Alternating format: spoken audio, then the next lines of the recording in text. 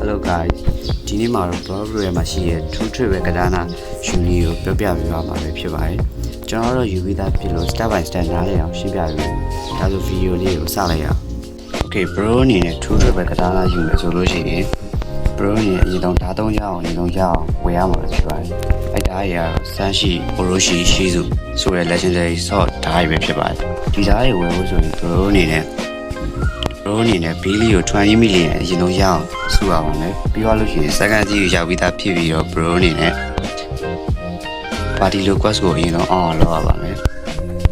ဒါတွေကိုဘယ်လိုဝင်လဲဆိုတာကတော့ကျွန်တော်တစ်ဆင့်ချင်းရှင်းပြပေးပါမယ် Okay legendary sword ဓာတ်တွေကို Bro အနေနဲ့ဝယ်ဖို့ဆိုလို့ရှိရင်ဒီ NPC ကိုလာပြီးတော့စကားပြောရမှာပါအရင်ဆုံး Bro သူကမေးလိုက်မယ်ပေါ့နော် Bro အနေနဲ့အရင်ဆုံး server တွေကိုရောက်ပြီးတော့7 မိနစ်ရင်တော့စောင့်ရပါမယ်ပြီးတော့လို့ရှိရင်ဒီ NPC ကိုလာပြီးတော့စကားပြောမှာပါဒီမှာက dialogue က3ယောက်ရှိရဗျပထမ dialogue ကကျတော့ bro ကို Sun Parade ဆိုပြီးပြောလိုက်မယ်ဗျအဲ့ဒီ dialogue ပေါ်လာတဲ့အခါကျရင် bro အနေနဲ့ server ထဲမှာ3နာရီစောင့်ပြီးတဲ့အခါကျရင် short dealer စပုံးမယ်ပေါ့နော်ဒုတိယစာကြောင်းကတော့ okay ဒုတိယစာကြောင်းကတော့ a man is early အဲ့ဒီစာကြောင်းကကျတော့ bro အနေနဲ့ server ထဲမှာတနာရီနေလို့ရှိရင် short dealer စပုံးမယ်လို့ပြောတာပဲဖြစ်ပါတယ်so တတိယစာကြောင်းဒီစာကြောင်းပေါ့နော်ဒီစာကြောင်းကိုတွေးလို့ရှိရင် bro က server ထဲမှာ15မိနစ်လောက်စောင့်ပြီးရမယ်လက်ချင်းစိ short dealer စပုံးမှာပဲဖြစ်ပါတယ်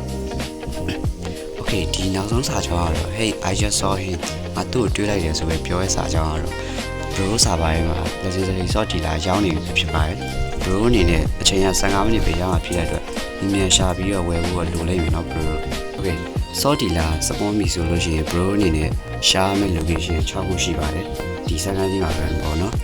ပထမဆုံးအနေနဲ့ cave နားမှာရှိရဲ့ဒီနေရာကိုသွားပါမယ်ကြောက်တုံးနားမှာလက်ချင်းစိ short dealer စပွန်တက်ပါတယ်အားကြောင့်ကျွန်တော်တို့ဒီနေရာကိုအရင်ဆုံးရှာကြည့်ရမှာပဲဖြစ်ပါတယ်ဒီနေရာပေါ့နော်ဒီနေရာ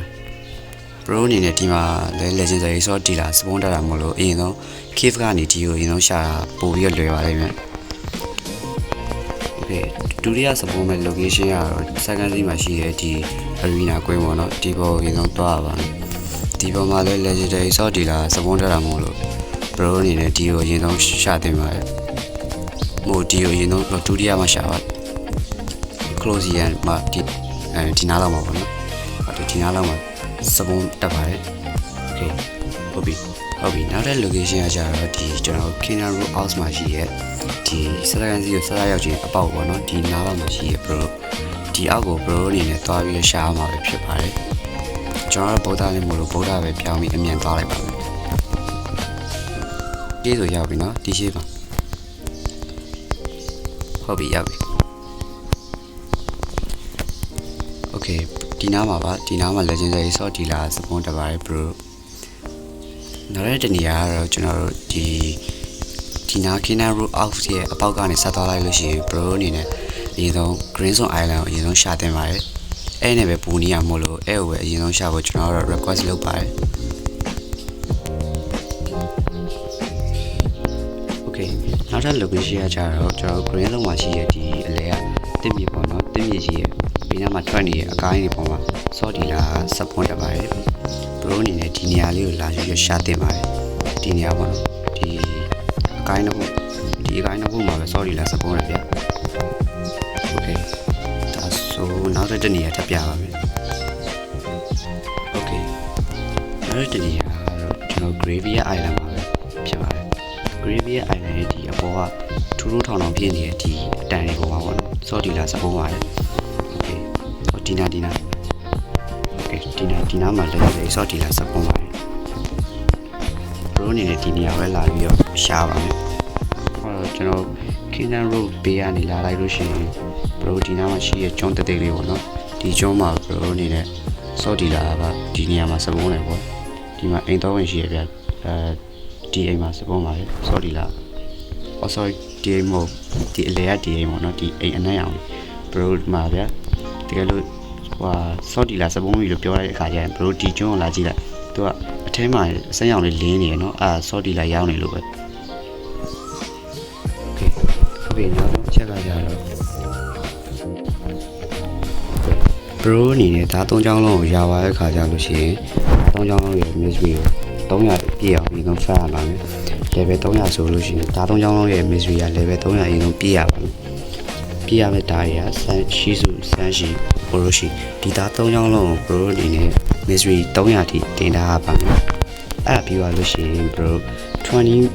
20 Billy ကို Pro fan ပြီးတော့ကျွန်တော်တို့ True Trip ရဲ့ကတားနာကိုယူလို့ရပါပြီ Pro အနေနဲ့ Okay video ရဲ့နောက်ဆုံးမှာကျွန်တော် True Trip ရဲ့ကတားနာကိုဘယ်လိုယူရမလဲဆိုတာပြောပြအောင်မှာဖြစ်ပါတယ် True Trip ရဲ့ကတားနာကိုယူဖို့ဆိုရင် Pro အနေနဲ့စောစောပြောခဲ့တဲ့အချက်တွေကိုအရင်တော့ပြီးအောင်လုပ်ရပါမယ်ဒါတွေကို mystery level 300တိတင်ရမယ်ဒါ3ချောင်းလုံးကို mystery 300တင်ဝိုင်း Pro အနေနဲ့ Billy ကို20 million အရင်ဆုံး fan အဲ့မျိုးရပါပြီဆိုရင် Pro အနေနဲ့ဒီ green zone မှာရှိတဲ့အလဲကအရှိဆုံးအပြင်အဲ့ပေါ်ကိုတက်မှာပါဆိုတော့ဒီနေရာမှာ Pro အနေနဲ့ live room ပေါ်စားထားရင်တော့ခက်လွယ်ပေါ့နော်ဒီအိုင်းလေးပဲပြန်ပြီးတက်သွားရုံကျွန်တော်တို့ live room ကိုစားတာတော့ပုံသားနဲ့ပဲခုံတက်ပါမယ်နေရာရောက်ပြီဒီနေရာရောက်လို့ရှိရင်ဒီထိတ်ဆုံးမှာရှိရဲ့NPC တစ်ကောင်စကားပြောရမယ်ပေါ့နော်ဒီကောင်ကို 5 ဘူးဒီ 5 ဘူးစကားပြောရမယ်အဲ့ခါကျရင် Pro အနေနဲ့ဟိုလောက်ရမှာ Billy ကို20 million ရအောင်အရင်ဆုံး fan လိုက်ပြီးသွားလို့ရှိရင်ဒါ3ချောင်းလုံး mystery level 300တင်လိုက်အဲ့ပြီးရင် Pro ဒီ green zone မှာရှိရဲ့အလဲကအပင်ကြီးပေါ့နော်ဒီပင်ပေါ်တက်ခဲ့ပြီးဒီကောင်စကားပြောလိုက်ဗျအဲ့ခါကျရင် True Trip ပဲကတားနာ Pro ရပါတယ်ဒီလေးကိုအဆင်ပြေဒီနီလန်လေးတုံးလို့အဆင်ပြေရဆိုလို့ရှိရင်ကျွန်တော်ရဲ့ video လေးကို like and subscribe လေးလုပ်ခဲ့ပေးဖို့တောင်းဆိုပါတယ် Okay see you guys